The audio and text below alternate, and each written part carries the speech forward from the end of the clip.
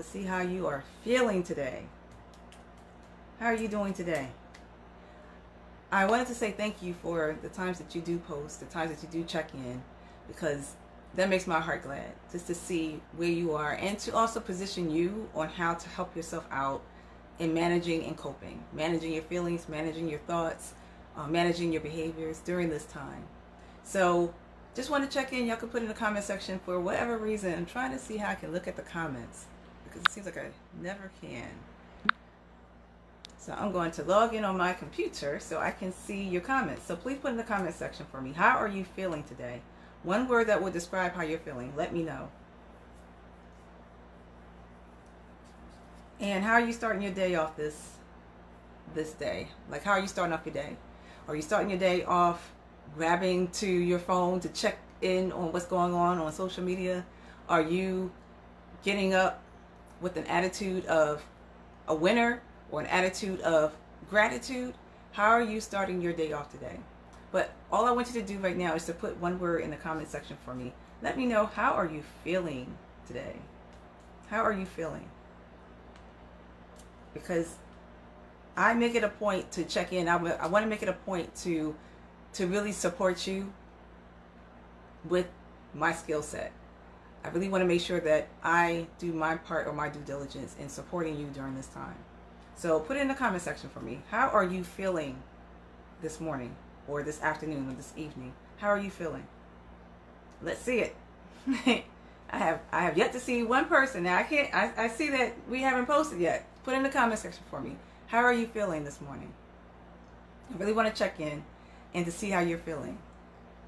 So what I wanted to share real quick before I start my day, something hit me today. I was looking through, I posted some post, I want to say a couple of days ago, and I asked a question, or I actually posted the start of a thought. I experienced racism when? And people were just sharing, and thank you for sharing it out on your own platforms. And someone had said something. He was like, you know what, I don't find this as something to do. I don't feel like this is something that we need to ask. And I was like, you know what, so this one guy had responded and said, you know what, this is cathartic, it's helpful, and it's helping to release the trauma that we've been carrying for so long. So in that, it hit me. The point of what the guy was saying was, what's the point of posting about this if it's not going to change? We have protested peacefully. We have shared our points and views, and we still get shot. We still get murdered. And it hit me. Thank you so much for posting. I appreciate it. Burrell said, I feel good about the experiments in designing today. That's great. Danny said, hey, Danny. I'll see you later today. So it hit me. Just because of what we're doing today. I actually did a presentation yesterday, and we posed the same question in that forum. It was a Black Business Roundtable, and we were asked that question. Do we think that this is going to continue on past 30 days, or is it going to die down? Are we going to see change, or are we not? Is this the time, or is it not? I didn't think about it until now. It hit me when, that's why I allow, to be honest with you, that's why I allow all opposing, like, you know, people who are synonymous with what I'm saying or rocking with what I said, and then people who oppose. I'm not one to really block people or to unfriend them over their opposing views. So, because it actually, I always believe that the answer is in the middle between the different views and perspectives. Now, there is a matter of, are we all going to respect each other?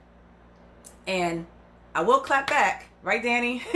I will come for you if I find, because I am very protective. I am a protective person, where if I feel like people are being insensitive and they're really being disrespectful, what I may consider disrespectful, because I wanted to make sure that everybody feels safe. That's my position. I want to make sure that everybody, to the best of my ability, are safe in being vulnerable. Because as people of color, we are challenged with being vulnerable, being weak.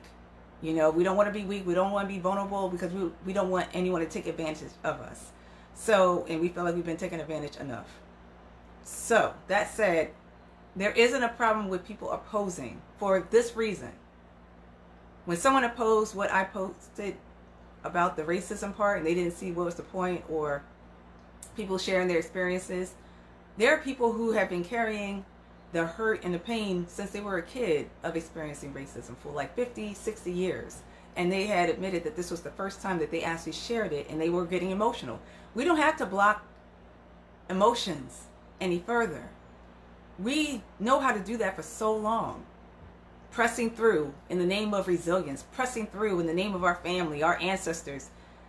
But at the same time, we're not realizing that we're wrapping up that pain, and it plays part with shaping our mindset or conditioning us or programming us to be in fear, to be angry all the time, to want to attack each other, because it's coping mechanisms that really doesn't help any further. It doesn't serve us.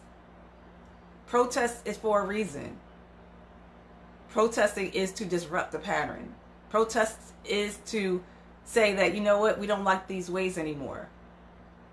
And we have protested peacefully.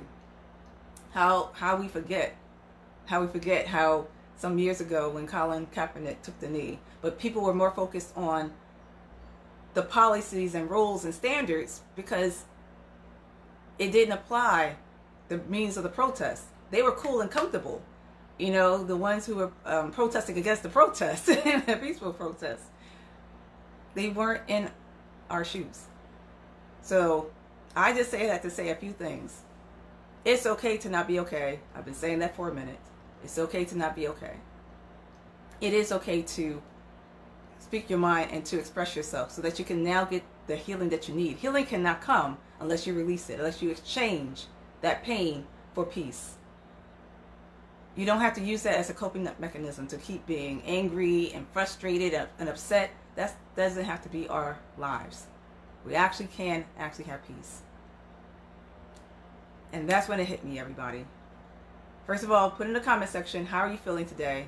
That's the name of this video. How are you feeling? Put it in the comment section for me. I want to make sure that you are safe, that you are sane, that you are sound, and to see how I can best serve you during this time. So the question was asked, well, what will it make a difference? Like, do we think that this is going to continue on? Are we finally making headway? Are we finally going to see racism end? When I was doing the presentation yesterday on the roundtable, I want to say half who did respond said that, you know what, I don't see that it's going to change. We're going to go back to the same thing. As a matter of fact, I remember someone had said one time that every 7 days, well, after the 7th day, going into the 8th day, it seems like things change. We'll go back to business as usual. That this will die down. It doesn't have to die down. It doesn't have to die down, though. That's the point that I want to make. And who's to say that we're going to see change this time? That's what I wanted to end with. Who's to say that it is supposed to end during this time? That's what hit me. And the guy opposing, why are we posting about our experiences with racism, had me to realize that it doesn't mean that what we see today is the day that it's going to end, but that we are still yet one step closer than we've ever been. It had taken 400 years to get to this place, or it had taken 100 years to get to this place. And yes, we all would want to see the change right now. But instead of it being like, okay, well, we want it to end now. That's true. We do want it to end now. We do want racism to end right here, right now. I think the shift in perspective, because see, if we keep looking at it from a negative standpoint, then we're going to get more of the same. And that's what I shared at the presentation. If we were to shift our mindset and look at it from a positive perspective and outlook, then we'll get more of that. It's so easy to keep looking at it from a dismal place, and we end up getting more of the same. We have to shift our perspective and look at what we are controlling, and we have to look at this from a perspective of we're making it a point to make it better for the next generation. to make it a little bit easier or a little bit better for us in this generation. But I find that what is encouraging is we're playing and we're doing our part to make change. At first I was like, look, I'm tired of the talking. Let's just make action happen. But after seeing the one guy oppose why we are talking about the time that we've experienced racism, he didn't see the point. And I'm glad that he said that, because it triggered me to look at it from a different perspective now. Had that not happened, had I, well, he wasn't on my page. Someone had shared my question on his page, and his following had responded to the person who shared it. And I just jumped on because I thought that the person who explained it beautifully, Brendan Hill, shout out to you, done a great job in explaining why and the purpose of the post.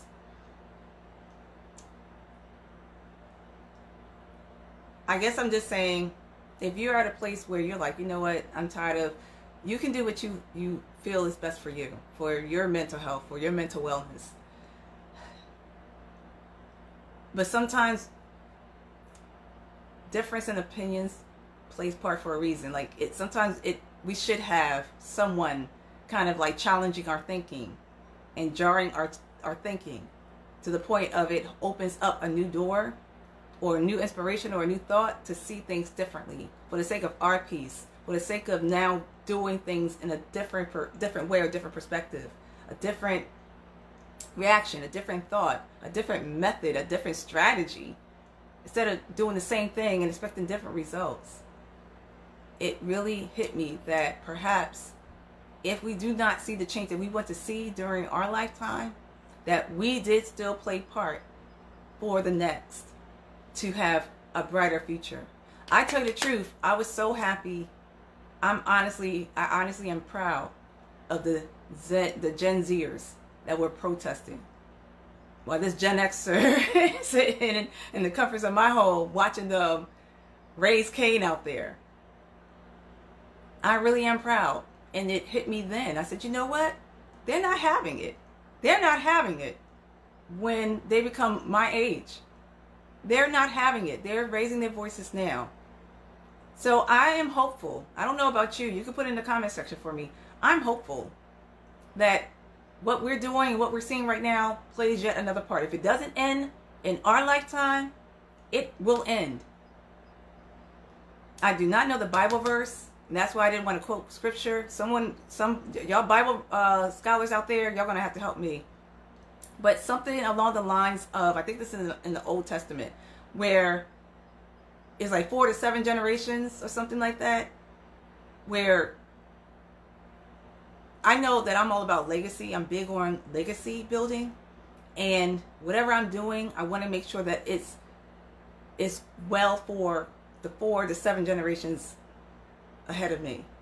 I want to do my part so that my children and their children and their children's children can benefit, as opposed to what was passed on from 7 generations behind me, and where we may be in a place of struggle. By which I don't disregard that, or I don't dismiss or discount that either, because all of that did make me who I am today, and being stronger and being better and ambitious and driven.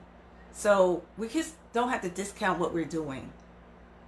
Let's really rally together and keep this news story going past 7 days, past 8 days, past 30 days. Let's not lose the steam just because social media or the media no longer broadcast what is going on. We don't need to have yet another death happen. I just think that we need to just kind of shift our perspective and look at it from a different place, and to be grateful and appreciative that if it doesn't end during our lifetime, that we're still one step closer to it ending. It will end. And I'm hopeful because I see the Gen Zers doing something right now about it. So I just really wanted to encourage you. I really wanted you to share how you feel, to release. That's why I said earlier, when the one person had said, you know what, this is my first time in X amount of years, 20, 30 years, 40 years, talking about the first time that I experienced racism as a kid. And now that that person released it, they can feel They can feel better. They can now allow the peace, the healing to come in. We don't have to use our pain to be our defense mechanism so that we don't get hurt. Use opportunities such as these to speak your voice.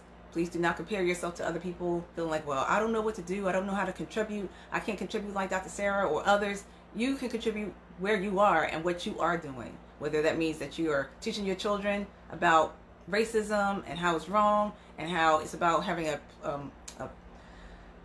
a level playing field, to you getting on social media and speaking your voice, because you have people who are watching you don't even know. We're all in it together. And I just really want to first make sure that you check in with yourself first. It's all about decency and an order. It's not about you now trying to make sure everybody else is good at your expense. You make sure for once you take the time to stop and check in with yourself. Make sure that you're okay before you try to make sure someone else is okay. You know that whole thing in terms of being on the airplane and they say, put your mask on first before you put it on other people. This is the opportunity for you to put your mask on first. It's okay to make yourself first. It's okay to prioritize accordingly and redefine your life right now. Things will change. Things will get better. It's just a matter of how you are seeing it. See it differently to get a different result. So I just really wanted to take the time just to check in with you all, because I'm about to start crying. I have a friend who always says that, when I'm passionate about something, it's like, I'm really driven, I start crying. And truly, I am very passionate about my gifts and talents in terms of counseling and psychotherapy, to make sure that y'all are okay. To make sure that you all are okay. And we are going to get through this.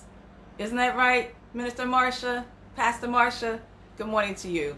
I got to make... Oh, did you do your broadcast? Because I've been missing your broadcast. Hey, Duran, thank you so much for tuning in. I can't wait to see how we can collaborate and work together in some form or capacity.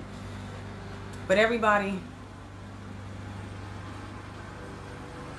it is a matter of making sure that you put yourself first. Check in with yourself. Make sure that you are okay. It's okay to not be okay. Sorry about the noise out there. We work as a community in my development. We all make sure that we are good, so they're cutting out my grass out there, if you can hear that noise. But yeah, just make sure that you check in with yourself first. Be okay not being okay. It's okay to not be okay. You leaders out there too, please, if you do not have anyone to talk to because you feel like you're at a place where you can't share how you feel, or you don't want to show your, being vulnerable and weak, and that may impact your following, talk to me. I'm here for the leaders as well.